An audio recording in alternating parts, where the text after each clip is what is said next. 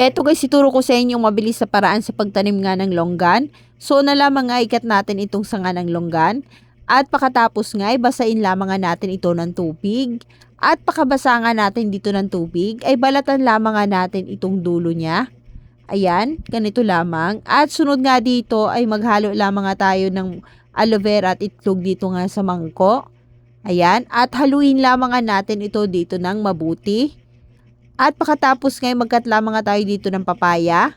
At ilagay na nga natin siya dito sa lupa. At ilagay na nga natin dito itong pinaghalo nating aloe vera at itlog.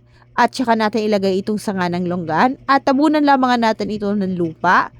At pakatapos nga ay diligan lamang nga natin ito ng tubig.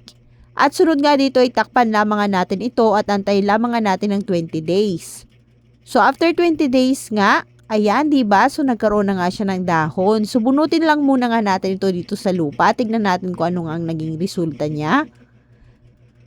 At ayan nga, 'di ba? So nagkaroon na nga din ito ng ugat at nagkaroon pa nga ito ng dahon. So pwede na nga natin itong ilipat ng lupa o kaya naman nga i-transplant. At after 4 months nga, ito na nga ang kanyang mga bunga.